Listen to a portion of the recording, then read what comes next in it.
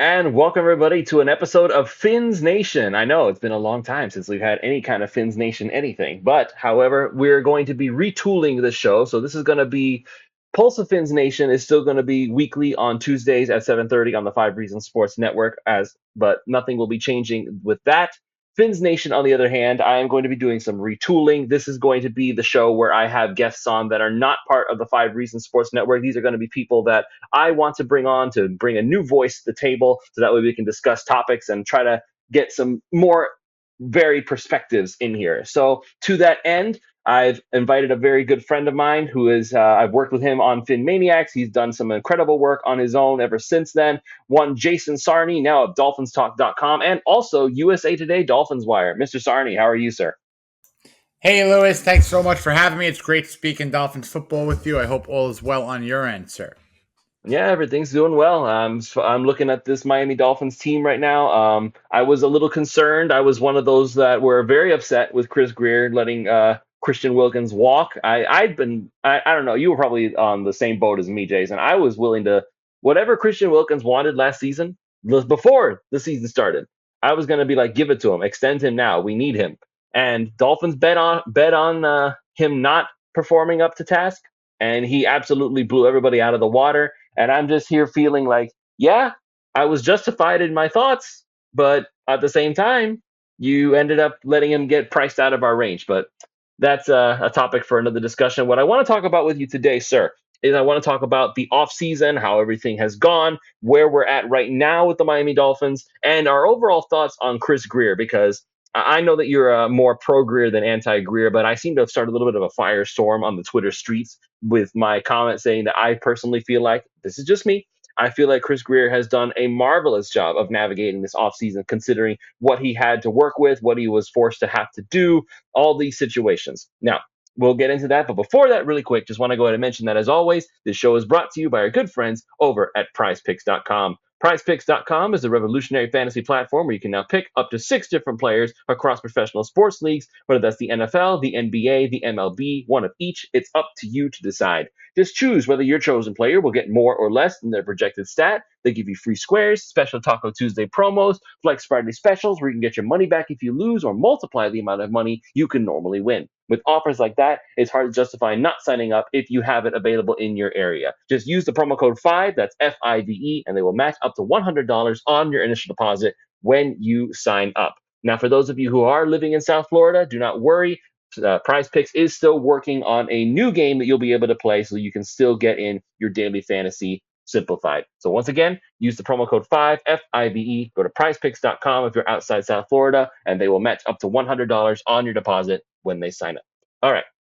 So I'm just going to go ahead and say my piece here. And I want to just kind of express to you why I feel like we're being, or not, when I say we, I mean, let's say the pulse of Fins Nation, as it were.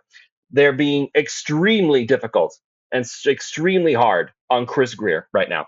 They are, I'm seeing comments saying he needs to be fired. There's no accountability. Chris Grier is wasting money and all that usual nonsensical stuff. At least that's how I see it. It's nonsensical. What Chris Grier has done, and this is part and parcel, you have to take in mind the coach, you have to take into consideration the players, you have to take into consideration whether projections fall short or whether they exceed expectations. All of these factors, everything comes into play. Chris Grier, in the last couple of seasons, built what, quite frankly, was on paper the best Miami Dolphins roster we had ever seen at the start of each season. Because now we had Jalen Ramsey. We threw in Tyreek Hill. We got Jalen Waddle in there still. Tua is elevating his game thanks to the help of Mike McDaniel. You have Raheem Mostert literally breaking Dolphins records. You have Devon Achane. I still not 100% sure how to say his name at this point, but he did incredible stuff as a rookie. We know that he's going to be doing even more stuff moving forward. And now there's going to be new rules with kick returns that just opens the door wide open for the Dolphins to get creative with that sort of thing with all the kind of speed that they have.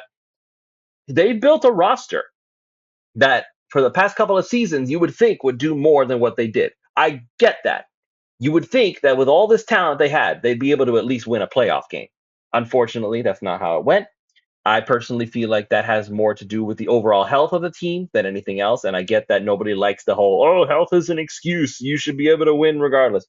There are very few teams that can win without their starting caliber players. You can't win with all backups. You just can't. And does that mean that we have to put an asterisk on any win we had against Buffalo? Fine, you want to do that. Be my guest. I'll go ahead and give you that. They had a lot of missing players. We had a lot of missing players. So, with all that said, I'm looking at this offseason right now. We lost Christian Wilkins. I was upset about that. We lost Xavier Howard. I kind of expected that one. We've lost out on several key players that were on this roster last season. But what we've done so far, anyway, is we've found a way to retool, rebuild.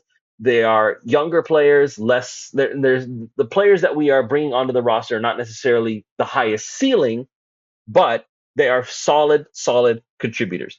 And at least in the case of Xavier Howard, bringing in Kendall Fuller is quite frankly one of the sneakiest, best moves that Chris Grier has made all offseason. Because some might argue that Fuller is right up there with Xavier Howard. I don't know how I feel about that yet. I have to see him in action for myself in a Dolphins uniform, but he's certainly more versatile than Xavier Howard ever was. Xavier Howard is a boundary corner, nothing else. Don't ask him to do anything else. It will not work. Fuller at least can play in the slot. He can play outside. He fits right into the mold that our new DC is actually working towards. He wants to be the Baltimore Ravens 2.0. Fuller fits right into that. Jalen Ramsey's going to be running all over the place. The whole thing just screams brand new philosophy, and I'm all for that. And Chris Grier has a lot to do with that. And now what he's done is he's maneuvered things into such a way that the Dolphins can now choose whatever they want with their first round draft pick. There is no one specific position that they absolutely have to hone in on, and they have to pick a spot there regardless of who the player is. And that has a lot to do with Chris Grier. So now, if you're unhappy with the moves he made and you feel that that thought process is not justified, I would love to hear the arguments as to why. And the arguments cannot just be Chris Grier has delivered 0 playoff wins in the past 10 years. I don't want to hear that anymore. So you're going to have to give me more than that. But now I want to get your thoughts on this whole thing, Jason, how you feel about the offseason, how everything has gone so far, and where you stand on the whole Chris Grier debate right now. There's a lot to unpack with Chris Grier giving him like a report card. You could start his tenure technically in 2016, but he had oversight with Mike Tannenbaum. There were other people in the building that could have been called his superiors, his bosses. 2019 is really when he started his own go at it. Really, it was him. He brings in Brandon Shore to be his salary cap guru, and it really has been Grier and Shore since 2019. They make the Wilkins trade. They get the bonanza of picks, which had translated into your Chubb, your Javon Holland, your Jalen Waddle. Of course, you trade your Tannehill. You bring in, a brand new situation, and you end up landing Tua.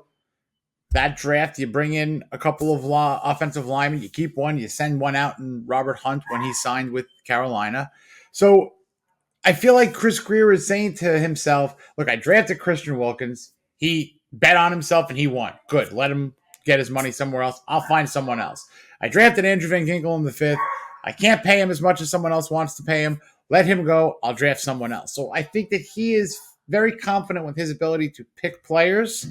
So I feel that his ability to get a compensatory pick for your Wilkins, for your Van Ginkels, that adds into his assets for what he could do, maybe even in this draft or next year, of course, with the actual pick. So I think he's playing a bit of a moneyball aspect. If you look at Christian Wilkins leaving, he's bringing in 5 guys in the aggregate to try to fight to make up for the loss of Wilkins. They're not going to be able to do it. You can't just make up for Christian Wilkins' loss with 5 scrappy players. You can't do it. Can they find someone in the draft to maybe supplement that loss and slide into maybe being the Zach Sealer and have Zach Sealer become the next Christian Wilkins? I don't know if it works that way. So the Dolphins are going to have to philosophically come up with a way to absorb that loss. I do think there's a good chance that they could do that in a sense with Anthony Weaver, as he likes to have rotational interior defensive linemen. So with Sealer being the new anchor, hopefully there could be someone that comes out of that pile. Maybe it's a Brandon Pilley from last year. Maybe it is Benito Jones who comes back after he was, given a little bit of a chance with the Dolphins, and they sent him. They cut him, and he ended up, I believe, in Detroit. Did Benito Jones go to? Yes, he was in Detroit and he came back to Miami. Yes. There we go. So there's a couple of guys who you just don't know, There's also the but new guy they brought in. I don't know how to say his name properly. Tayer Tear. Yeah, Tayer Tear. Tyre Tear. Okay. There you Yes. go. So again, there are players with potential. Are they 80? Listen, Christian Wilkins played 80% of the snaps and did so at a level that earned him a $118 million contract. So are we finding an 80% guy who could do that with Zach Sealer's 78% of the snaps? The short answer is no. The long answer is I really hope that they could figure out what to do in the draft. And,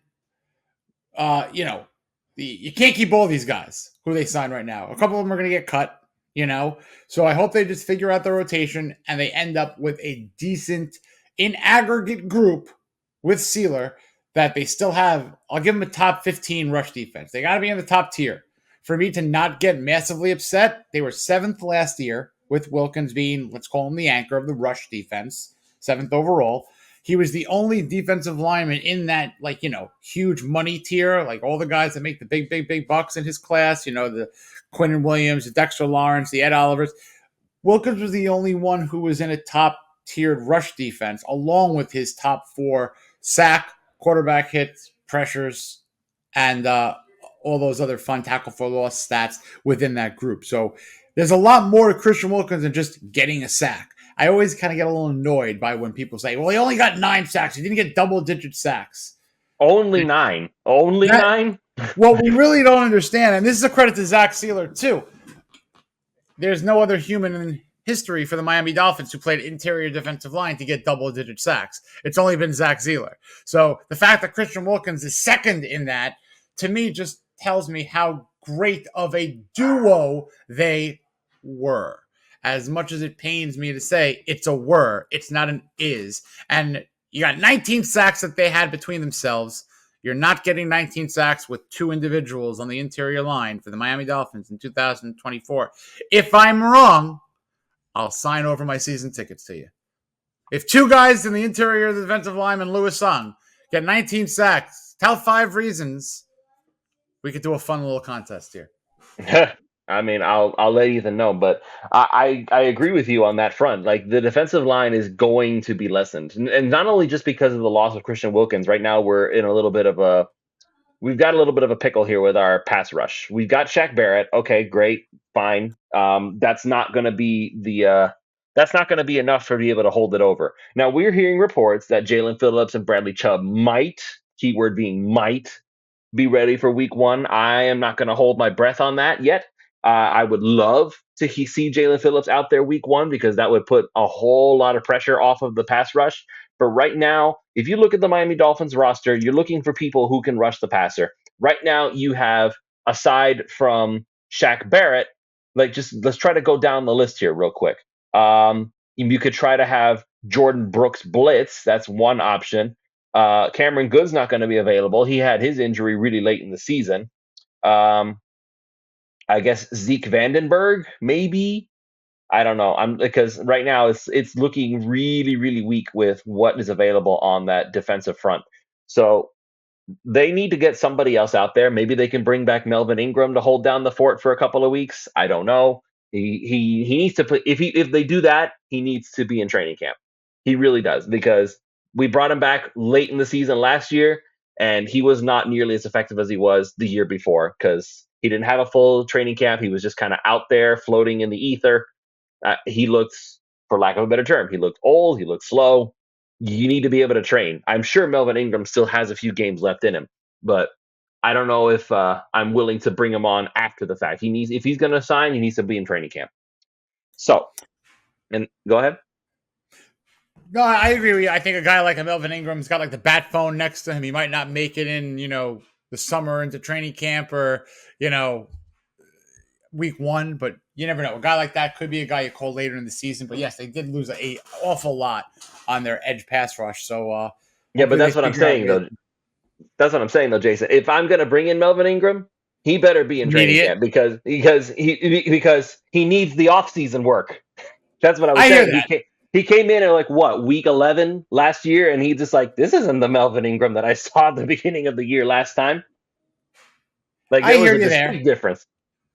I would almost prefer, I mean, I hear you in theory. I think that one of the first 2 round draft picks that they have has to be the edge rush. I agree with you in theory, what you said earlier, that there isn't one specific, like, oh my God, Teron Armstead retired. We need the left tackle right now. I mean, you need one, but maybe not right now at pick number 21. I think if 1 or 2 edge rushers is there, Alea Tulatu from UCLA, I think you run up and just pick him at 21 if he's still available.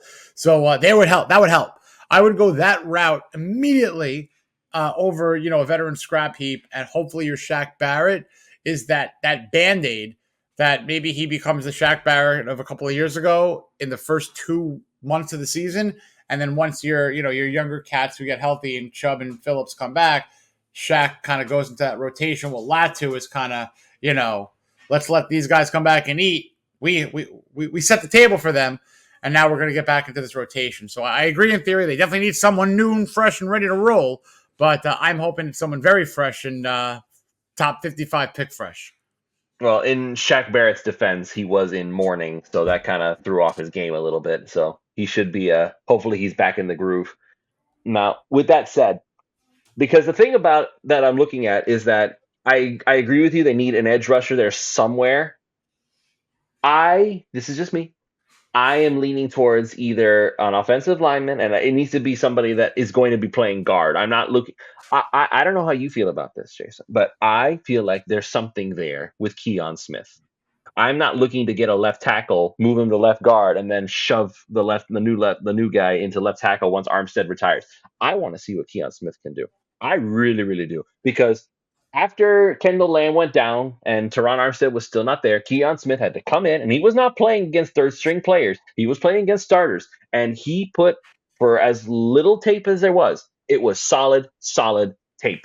And that, for me, speaks volumes. And and the reason it speaks volumes, and even though it's so limited, we saw what, 16 snaps of Kendall Lamb before he got injured against the Patriots the year before. And we thought it was good enough to decide that, this guy is good enough to be our immediate backup swing tackle. And he did a fantastic job doing just that. So if that's all we needed to convince ourselves that Kendall Lamb was the guy, then I don't need to see a whole lot of Keon Smith to say, I want to see what else this kid can do. Now, re-signing Kendall Lamb is a good thing in the long run for Miami, but it does bum me out just a little, because it means that now I don't get to see Keon Smith. It's not a matter of if something happens to Teron Armstead. When something happens to Teron Armstead, it's going to be Kendall Lamb again. So we don't get to see Keon Smith. And I don't think Keon Smith is a right tackle kind of guy. I think he's the kind of person where it's like, we're going to have to make him a left tackle, because that's the only tape that he's put out there that's actually good. So I want to see Keon Smith. With Miami getting offensive line, I want somebody who's going to cover Tua up the middle and not force him to have to start running around horizontally just to avoid pressure. Because that's where Tua, I think, struggles the most. If Tua has to step up into the pocket and there's actually a pocket to step up into, Tua can function. As soon as you have Tua running horizontal, that's when things start to fall apart, because that's not Tua's game. So give me somebody who's going to be able to hold the line and make it so that these big, beefy defensive tackles are not going to come and squash Tua into the dirt. I want somebody like a Graham Barton. I want somebody who is going to be maybe a Jackson Powers Johnson, if you can get him maybe if you can trade down, kind of sneak him into the second round even, because we saw what happened with Creed Humphrey. Creed Humphrey had a way stronger pedigree than Jackson Powers Johnson does at this point. And he fell all the way into the second round, right into the Kansas City Chiefs lap. So JPJ, if the reports are true that people are souring on him for one reason or another that we don't hear yet, I would try to let's see if we can get him in the second round, and I'll get Jackson, and I'll even double down. I'll straight up double down. There's so much depth at the wide receiver position. You get a trade down, get a third round pick, you get a wide receiver in the third round, easy. Easy. There's so many options for Miami right now. And I feel like, once again, give credit to Chris Grier for what he's done, because he's made it so that there is that level of flexibility at the moment. You can trade down, still get your guy. You can get, if you want to follow my mock draft, which again, I think this mock draft in particular was crap because the simulator just went trade happy. But if Buffalo wants to jump us to get their guy, whoever that is, because they want a wide receiver and they want to give me a treasure trove of draft picks, I'll do them that. I'll do them the monkey's paw favor. Sure, you can give me all your draft picks. Go ahead, get your guy. I'm gonna go get all these other guys with those picks that you just gave me. So that's my thoughts on it. So I don't know what if this is why I feel like Chris Grier deserves credit. He doesn't deserve scorn at this point. It's going to be very interesting to see what he does this particular draft because, you got your first rounder. First time Mike McDaniel as a head coach with the Dolphins has a first rounder. Then you have your second. Now, remember, the first year that McDaniel came in, he didn't even have a first or a second. And last year, the second round pick in Cam Smith didn't really play a wink. So basically, this is a brand new territory where you really need to hit, if you're Mike McDaniel and you're Chris Grier, on your top two picks. Now, you make a point of trade back. Now, if there is a plethora, one of my favorite words, Lewis, if there is a plethora of quarterback action and wide receiver action, let's call that number 10, meaning 5 wide receivers and 5 quarterbacks taken in like that top 20 area, which is a very distinct possibility. Let's call it 4 quarterbacks.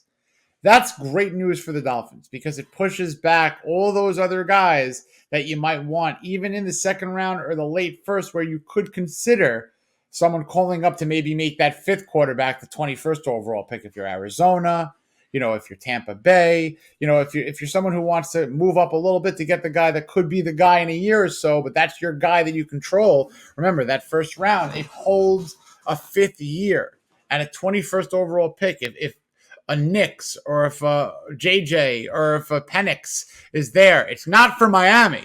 It's for Chris Grier to call up any team that needs a quarterback and be like, okay, I'm open for business. What are you going to give me? And then if you move back to 27, 31, you can get a Barton. You can get a JPJ. You can get one of those interior-based linemen, or you can get one of the best receivers or edge rushers available, like Chop Robinson from Penn State, if you're thinking edge rush. You can maybe even toy with getting one of those speedster wide receivers or one of those taller, bigger-bodied receivers at pick 31 if you trade back. So tons of options. It's going to be very interesting to see how the dominoes fall, because one thing I'll say always about the draft, no matter what your plan is, no matter what you're mocking, when the draft bell rings, that thing becomes a living, breathing organism that changes each and every pick. Your board could be one way, up, quarterback trade, here's this team picking that team, I'm going to scratch my board because this guy's now available, and everything else is now going to have a ripple effect from it. It's like a trickle-down draft scenario in your head, You got to be ready to pivot. So it's going to be a very interesting draft. I hope the Dolphins come away with picks in between that second round and 5th rounder. They have 100 picks. Yeah, that's a lot of picks for me not picking.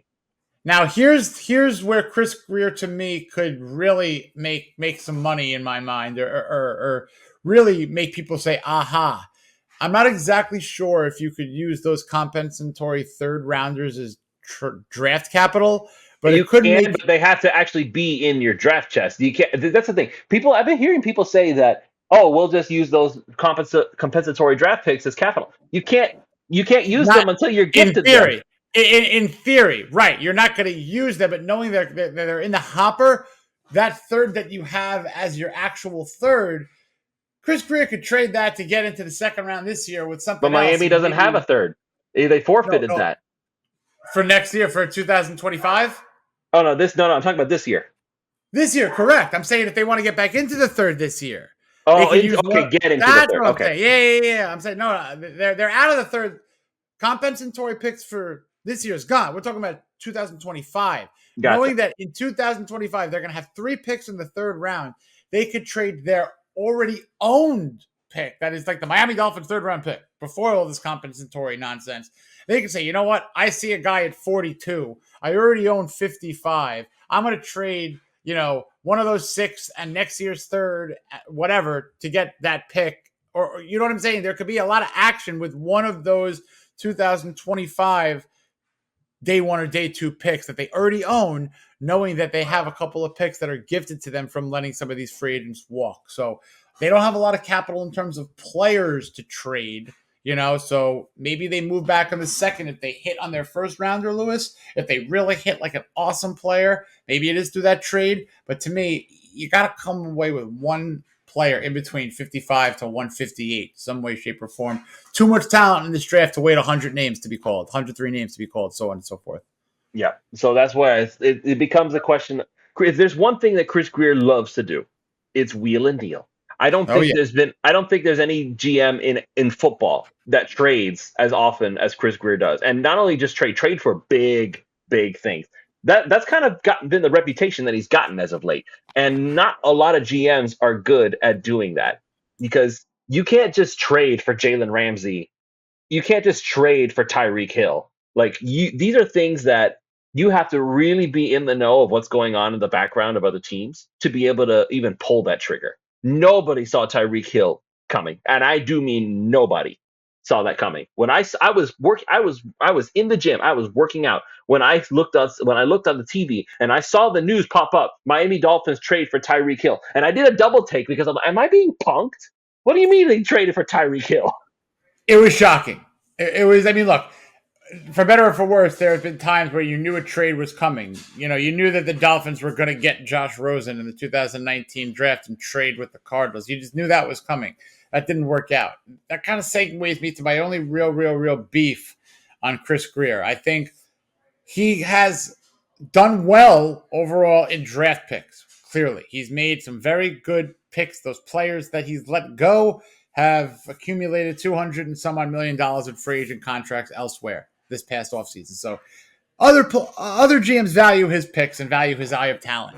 What he's done, as you mentioned, he wheels and deals. When he trades for an actual, a vested asset that's already done his deal, we know what Bradley Chubb is. We know what Jalen Ramsey is. We know what Tyreek Hill is. When he could know what's going on in the organization and make a great deal to bring those players in, he's A+. But when he's making draft day deals to move back or up, to draft get more picks, or to select the guy that he wants to get, no one's worked out, Lewis.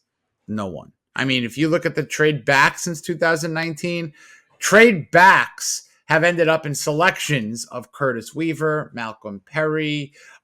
These are wasted picks. For the record, I still feel like there could have been something. Like, I wish Mike McDaniel had gotten a chance to work with Malcolm Perry. I wish. Fair enough. But yeah, I'm with you there. But those are light names that he traded up. He traded up to draft Liam Eichenberg. There are a lot of things that just didn't work out with his draft day wheelings and dealings. And 2020, he traded back to Green Bay and he ended up taking Noah Igbinoghene. So it wasn't very savvy moves retrospectively. I'll take the Eichenberg one and put an asterisk on it, okay? Because in many circles, not just Dolphins, a lot of people thought, "Oh, Eichenberg, he's a can't miss." I don't know what happened there. Like that school usually spits out offensive linemen like they're coming out of a factory. The Eichenberg is like the one flop, and even then, I'll take a miss on that. Yeah, I was very excited about him. The only thing that I got going in terms of still, giving him a little bit of a take it with a grain of salt is he's played all 5 positions on the offensive line. It's not a very easy thing to do that. There's only one other gentleman that's done that in the last 20 years, I think, in football. And someone who did that as the Dolphin was Dellenbach back in that 90s. So it's something that you could rely on his emergency breaking of the glass, God forbid. But he is the 7th or 8th or 9th guy on that line at best. Yeah, it's not pretty. And again, I don't know what happened with Eichenberg. It's sad. I felt like he was a good pick. I'd been convinced by a lot of the people that I respect to say, yeah, Eichenberg's a good pick. He's going to be solid. He's not going to be anything world-beating, but he's going to be a very solid contributor. And that the same, yeah. Like, we had more hope for Eichenberg than we had for Austin Jackson. And funnily enough, Jackson has a contract extension, and Eichenberg is still trying to figure out what the heck he's doing with himself. So the draft is such a crapshoot, and more than anything with that, I'm just going to make this my final point. I had put it out there on Twitter that there are a lot of GMs out there. If there was no salary cap in football, Miami would regularly they'd be the Yankees. They'd be the Yankees. Stephen Ross loves to spend money. The only one, and people pointed this out to me over and over again because, okay, I'll give him this. The only one who'd be able to rival him is Jerry Jones. because Jerry Jones has more money Well, to well, burn than well, well, fucking there's your world. Super Bowls. Well, there's your Super Bowls. You'd be seeing Dolphins Cowboys 7. And you know what I mean? Like these are literally, you're absolutely right. Without you've seen what he is willing to do within the confines of the salary cap, writing checks that's going to basically look like a credit card. That's what it Mm-hmm. is. That's what it is. It's you need another credit card. Well, look at my FICO score, baby. That's what Stephen Ross is. He doesn't care. So you are He just 1,000% wants to right. win. He just wants to win. But there is a salary cap, and you have to work within the confines of that, and you have to find ways to make it work. He and Brandon Shore have done a fantastic job. But the point is that people were saying that, what GMs do you know? Because I pointed this out. There are a lot of GMs out there who are really good at their job, but their teams have not had a multitude of success. And they were like, I'm with you up until that last part. What teams have not had a multitude of success and they still have their GM not fired? So I went ahead and I asked, because one name came to mind, but I wanted to make sure I confirmed it first before I talked to him. So I talked with Manny Chang, who's our producer here at the 5 Reasons Sports Network and our resident Eagles fan. The Philadelphia Eagles, ready for this? Philadelphia Eagles, back in 2010, I believe it's 2010, they had officially, I'm trying to figure it out. I think it was 2010. I'm looking him up now because let's talk about Howie Roseman. Howie Roseman, he's been the GM for the Philadelphia Eagles now for quite some time. He finally officially became a vice president, the GM, the official GM in 2010. That's why I was right. And mind you, there was somebody above him, so he wasn't making all the decisions per se, but he was in there. He assisted Chairman Jeffrey Lurie to find the GM, to find a head coach. It wasn't all him, but he had a huge part of it. He was officially listed as the GM of the Philadelphia Eagles. In 2010, the Eagles went 10-6. They lost in the wild card, so they didn't win a playoff game. 2011, they went 8-8, didn't go to the playoffs. 2012, 4-12, did not go to the playoffs. 2013, they lost in the wild card, so they didn't get a playoff win.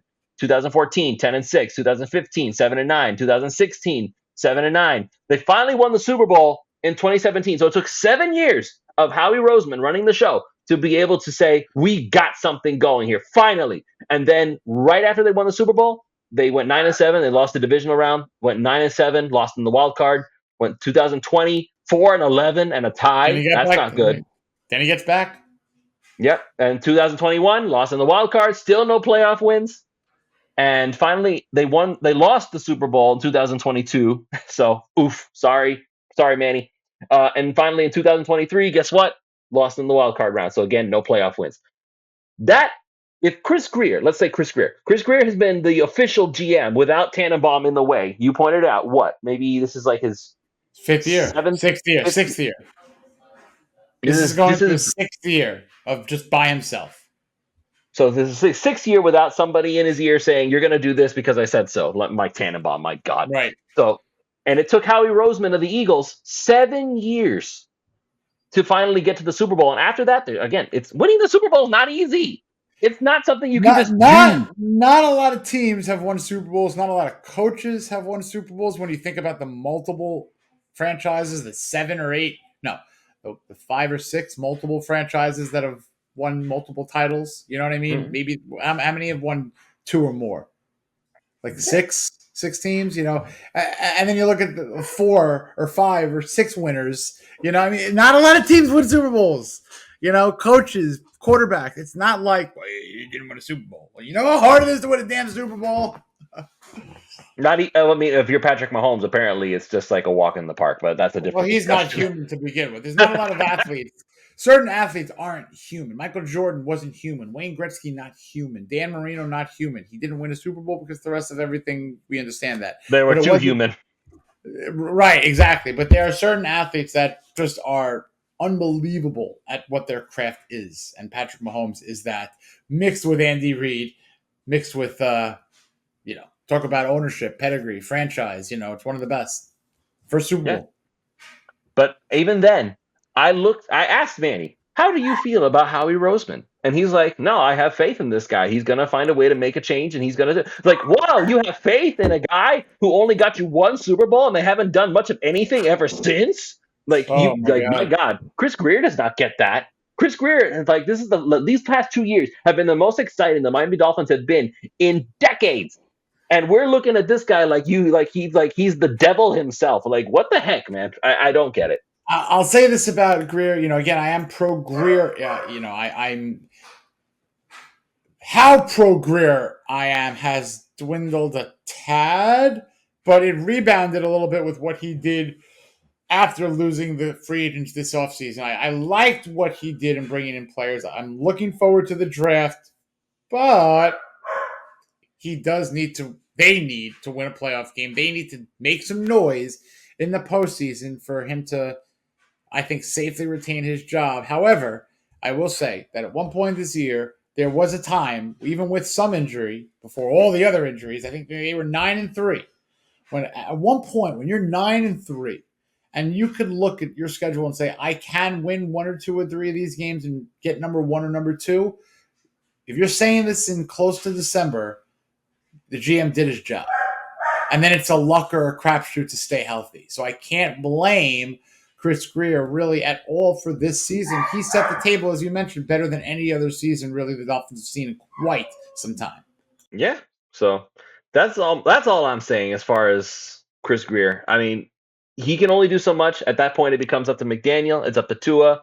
And maybe I guess his fate will be tied to whether or not he gives Tua the extension. Spoilers: he's going to give Tua the extension. So. Worst kept secret: Tua's getting extended. Spoiler alert! ... To be concluded. Top 5 in every QB statistic for the past 2 years running, and he sucks. The funny thing is with Tua Lewis, sometimes, and I hope this isn't too incendiary of a comment. Sometimes a player might not necessarily have to have top 3 talent, but on the team that he's in with everything around him, he could put up top 3 numbers. I hope that's a fair statement. It's fair, absolutely. People are looking at Jared Goff like he's some kind of superstar quarterback. All of a sudden, like, it's still Jared Goff, man. I know what Jared Goff is. I know what he looks like. He's not that great. And Tua, he had such a high pedigree. Came out of Alabama, broke records at Alabama, and he came into Miami. He was still a top 5 pick, even after having the hip surgery. And if Miami had chosen not to pick Tua, I guarantee you the Chargers would have been all over that. So so I don't want to hear about Dolphins made the wrong pick. He's not the guy. Listen, Tua, even when Brian Flores was there sabotaging his career and he had only Malcolm Perry and Lynn Bowden Jr. to work with, we still were able to see just enough to say, I can't wait to see this kid in a real offense. So now you have it. I'll do my best to kind of let my last thoughts go with, the fact that Tua is, I think if you're looking at other quarterbacks and the longevity of their career, I'm not about to compare Tua to these quarterbacks from a physical standpoint, but here we go. Look at what year John Elway won his championships. Look at what year Steve Young won his championship. Look at what year Drew Brees won his championship. Spoiler alert, it was well beyond the 5th year. So sometimes it takes a lot of time not everyone is Patrick Mahomes. Not everyone can go to a Super Bowl first or second year and not get back or try to get back. Not everyone has that ability. So sometimes you just got to be that franchise quarterback, like unfortunately Miami had for 17 years. We just couldn't get him to the dance, but he was the guy for 17 years. But the Broncos had one who had 2 championships in his last 2 years. Steve Young, bounced around, went from, USFL to Tampa Bay, backing up Joe Montana, a couple of years of running and scrambling and throwing for his life, and then finally got the monkey off his back. And the year the Dolphins should have won the Super Bowl in 1995. Well, that's neither here nor there. Yep. Dolphins should have won it, Lewis, that year. That was our year. I hear you, man. All right, Jason, thank you for joining me. I really appreciate you spending the time with me. I swear up and down every time, it's going to be half an hour tops. We're at 40 minutes. It always happens. I was like, half hour. Come on. That's baby stuff. We're going to go over. We're going over for those prop bettors. Prize picks going over. You like that, right, Lewis? Thank you. I love that. Yes. Use the promo code 5. That's FIVE. They'll match up to $100 on your deposit. All right. I'm here for you, kiddo. I appreciate it, Jason. All right. Thank you so much. I will have you on again. Now, I'm retooling Fins Nation. Again, there are going to be other voices coming on this show. I want to have different perspectives, different thoughts, different opinions. Pulse of Fins Nation is still going to be for the Five Reasons crew. But this show, my show, Fins Nation, this is going to be for everybody. So make sure you stay tuned. We will have more in the future.